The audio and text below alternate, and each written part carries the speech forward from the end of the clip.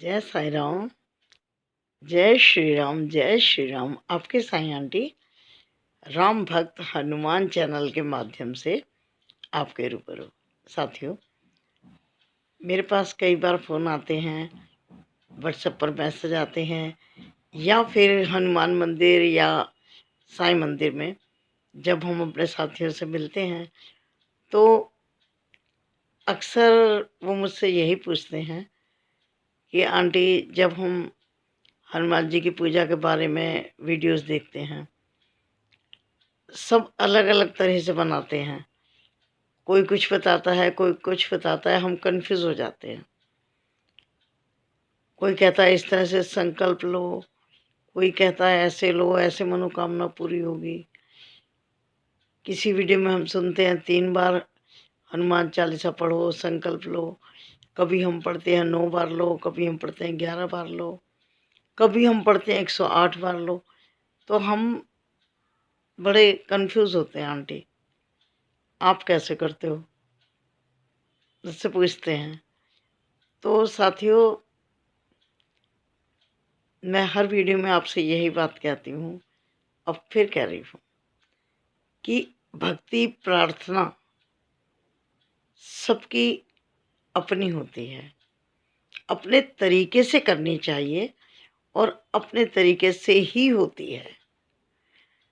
हम किसी की नकल करें कि वो ऐसे कर रहा है, मैं भी ऐसे करूं, उसकी मनोकामना ऐसे पूरी हो गई, मेरी भी होगी। ये जो नकल करने की प्रवृत्ति है ना, मुझे तो नहीं लगता कि ये कारगर होती होगी। मेरा अपना मानना ये है, मैं देखो बार बार इस बात को कहती हूँ, मैं अपनी राय देती हूँ। जैसा मुझे लगता है, जो मेरा अनुभव है, मैं आपसे वो शेयर करती हूँ। दावा मैं किसी चीज़ का नहीं करती, अपनी बात बता रही हूँ कि मैं तो कभी संकल्प नहीं लेती हूँ, मैंने कभी लिया भी नहीं। और हनुमान भैया ने मेरी सब मनोकामनाएं भी पूर्ण की हैं। मेरा मानना ये है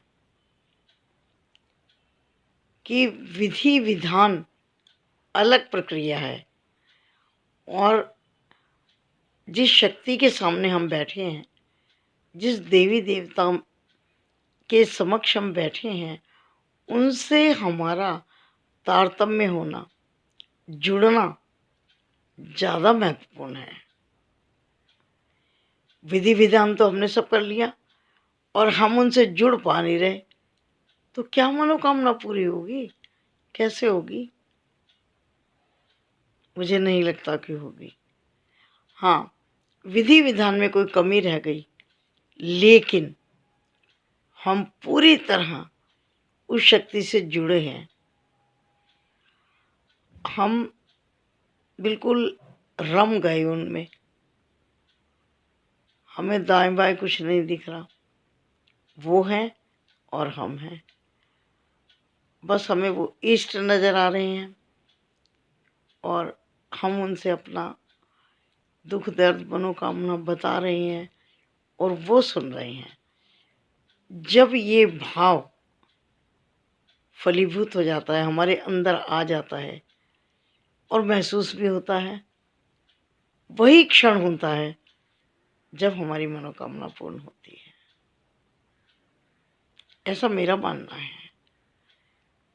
तो जो लोग मुझसे ऐसे प्रश्न कर रहे हैं कितनी बार करने से होगा, मैं उनसे ये कहना चाहती हूँ कि आप अपना देखिए कि आपका मन क्या कहता है, आपकी आत्मा क्या कहती है।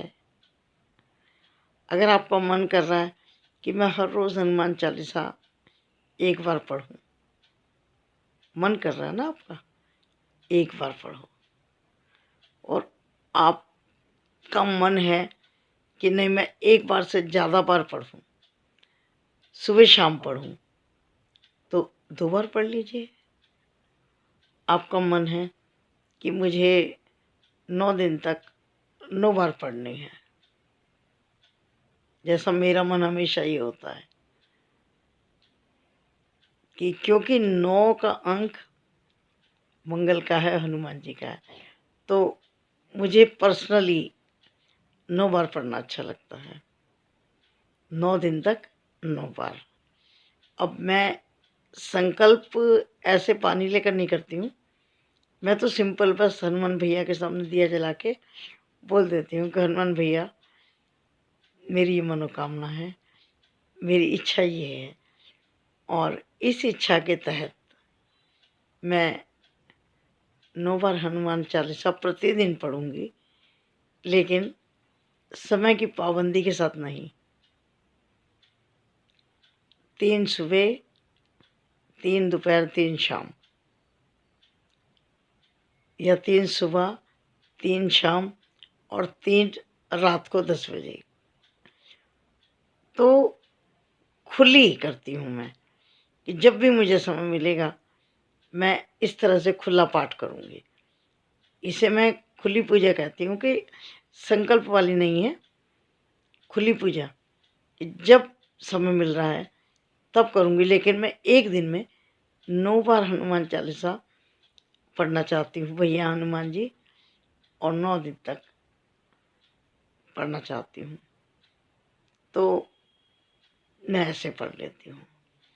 और देखिए 100 बार हनुमान चालीसा पढ़ना तो एक अलग ही उसका महत्व है, क्योंकि हनुमान चालीसा में भी तो पढ़ा है ना हमने, जो 100 बार पाठ कर जोई। जो सत है, शत है, वो 100 है, 7 नहीं है, 100 है। तो 100 बार हनुमान चालीसा का तो महत्व ही कुछ और है। एक बार मेरी जो सिस्टर इन लॉ है, उसकी बेटी बहुत बीमार थी, तो मैं उसके घर गई थी। तो उसने मुझे विष्णु सहस्त्र नाम थे, और पता नहीं 2-3 मतलब बुक दी कि भाभी तुम ना इस बच्चे के पास बैठ के ये पढ़ते रहो, उसकी मुक्ति हो जाए। बहुत मतलब काफ़ी सीरियस बीमार थी वो बच्ची, और मतलब बेड पर ही थी कई सालों से, है ना। तो मैं पढ़ती रही। फिर मैंने उससे कहा, मैंने कहा भाई तुमने मुझसे जो काम मैंने कर लिया, अब मैं जो चाहती हूँ वो करूँगी। बोली क्या करोगे? मैंने कहा 100 बार हनुमान चालीसा। वो साथियों लगातार अनवरत बिना टूटे करनी होती है ना। तो उसमें क्या होता है कि आप जहाँ एक आसन पर बैठे हैं, ठीक है, सामने हनुमान जी का चित्र, हनुमान जी की फोटो लगी है, पानी भर के गिलास रखना है, तो मिलकर भी की जा सकती है। हमने मिलकर की थी। जैसे मैंने एक कॉपी पर ना 1 2 3 4 करके 100 तक, 100 तक काउंटिंग लिख ली थी, और एक हनुमान चालीसा हो जाती तो मैं एक को काट देती, दूसरी पढ़ी तो 2 को काट दिया, तीसरी पढ़ी 3 को क्रॉस लगा दिया। इस तरह से हम लोगों ने वहाँ पे डिसाइड कर लिया था कि हम 3 लोग थे कि हम 25-25 पहले पढ़ेंगे, और उसके बाद जो बचेंगे उसको बाद में पढ़ेंगे, मतलब बारी बारी, है ना। तो फिर हमने डिसाइड किया कि 20 के बाद हम अगले व्यक्ति को दे देंगे। दे देंगे का मतलब, जैसे मेरी 18 पढ़ी मैंने, तो आते जाते वो देखती रहती थी हमारी सिस्टर इन लॉ कि मैंने कहाँ पर क्रॉस किया है ना। जब वो देखती थी कि मैंने 19 क्रॉस कर दिया, काट दिया 19 नंबर, तो वो समझ गई कि अब 20वीं शुरू हो गई, तो वो मेरे पास ही बैठ जाती थी। और जैसे मैं आसन से ऐसे हटती थी धीरे धीरे, तो मेरे पूरा हटने से पहले वो आसन ग्रहण कर लेती थी। और जैसे मेरी 20 ख़त्म होती थी हनुमान चालीसा, वो 21वीं एकदम मेरे साथ ही शुरू कर देती थी, ख़त्म होते ही, गैप नहीं होता था, ठीक है। फिर उसके बाद में उसकी बेटी वो भी देख लेती थी कि मम्मी से 19 कर ली, वो भी अगले 21, 22, 23 को क्रॉस कर देती थी। समझ रहे हैं ना आप? 20 तक मैंने क्रॉस कर दिया, फिर 21, 22, 23 से लेकर के 40 तक वो क्रॉस करेगी। ठीक है ना? तो इस तरह से देख लेते थे कि कब अब हमारा ख़त्म होने वाला पाठ, तो उसके अनुसार फिर वो अगला व्यक्ति हट जाता है और उसी आसन को दूसरा व्यक्ति ग्रहण कर लेता है और हनुमान चालीसा एकदम पढ़ना शुरू कर देता है, मतलब गैप नहीं होता है। तो इस तरह हमने 100 हनुमान चालीसा की थी उस बच्ची के लिए। तो इसकी महिमा अलग है, लेकिन ये मैं जानती हूँ कि जब भी हम 100 हनुमान चालीसा करने बैठते हैं तो हमें वो लगातार करनी होती है और उतनी देर तक वो दिया जलता रहे, ये भी देखना होता है। तो मैंने की है 100 हनुमान चालीसा, मैंने अकेले भी की हैं। उसमें करीब 5 घंटे तो लगेंगे, क्योंकि 2.5 या 3 मिनट की एक होगी।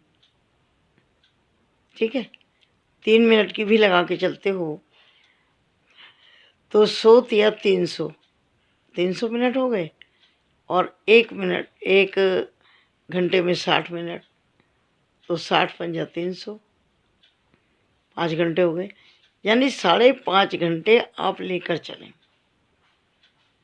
तब 100 हनुमान चालीसा होंगी। तो मैंने वो जॉइंट में भी की हैं और मैंने अकेले भी किए हैं। मेरे पड़ोस में एक महिला है, उन्होंने मुझसे एक बार पूछा, आंटी मेरे साथ 100 हनुमान चालीसा करा दोगे? मैंने कहा हाँ। मैं उसके घर चली गई, तो उसने 50 पढ़ी और 50 फिर मैंने पढ़ी। तो ऐसे भी कर सकते हैं। ठीक है, तो आशा करती हूँ कि जो आपके मन की शंका हो तो शायद कुछ समाधान हो गया हो। मोटी मोटी बातें फिर बता देती हूँ, कभी भी नकल करके पूजा मत करो। कौन कैसे कर रहा है ये उसका तरीका है ना? आपकी मनोकामना पूर्ण हो जाएगी, विश्वास रखिए, और शक्ति के साथ जुड़ना है। तारतम्य हमारा बिल्कुल जुड़े, हमें उनके सिवाय कुछ दिखाई ना दे। ठीक है, ये बहुत इम्पोर्टेंट बात है। और हमारा समर्पण होना चाहिए, पूरा समर्पण उस शक्ति के समक्ष। अपने आप को बिल्कुल समर्पित कर दो कि जो करोगे आप करोगे, तो उसका आनंद कुछ और है साथियों। ठीक है, 3 बार करनी है, 9 बार करनी है, 11 बार करनी है, इसके बारे में मैंने आपको बता दी कि जहाँ आपका मन रुकता है, जैसा आपको अच्छा लगता है, जितना समय आपके पास है, उस हिसाब से आप कर सकते हैं। 9, 11 और 3 में कोई फ़र्क नहीं पड़ता, सब अपने अनुसार करते हैं, है ना? और इसके अलावा ये 100 बार हनुमान चालीसा का महत्व और कैसे मैंने की, ये मैंने आपको बताया। ठीक है, तो आशा करती हूँ आपको ये वीडियो ज़रूर पसंद आया होगा। पसंद आए तो लाइक एंड शेयर कर देना। किसी व्यक्ति को कोई मानसिक परेशानी हो, शारीरिक हो, उसके लिए भी पाठ किया जा सकता है। 100 हनुमान चालीसा या 9 दिन 9 बार हनुमान चालीसा पढ़ना, कोई आपके प्यारे प्रेमी हैं, कोई फ्रेंड है, उसका बच्चा है, उनके नाम से भी की जा सकती है। ठीक है, आशा करती हूँ कि आपके कुछ बातों का समाधान तो मिल गया होगा। चलती हूँ, फिर मिलती हूँ अन्य वीडियो में। तब तक के लिए जय श्री राम, जय हनुमान। और आप तब तक इस वीडियो को देखिए, शेयर कीजिए, और हाँ, अगर आप राम भक्त हनुमान चैनल पर नए हैं तो आप सब्सक्राइब, लाइक एंड शेयर कीजिएगा। ये मेरा वही चैनल है जो साईं आंटी शॉर्ट्स के नाम से चलता था। तो साईं बाबा जी के जो शॉर्ट्स भी हैं या कोई भी भाव हैं, वो मैंने साईं आंटी पर करने शुरू कर दिए हैं। ठीक है, तो यहाँ पर ये राम भक्त हनुमान चैनल को आप उतना ही प्यार दीजिएगा जितना मेरी साईं आंटी को देते हैं। ठीक है, चलती हूँ। जय श्री राम, जय श्री राम, जय श्री राम।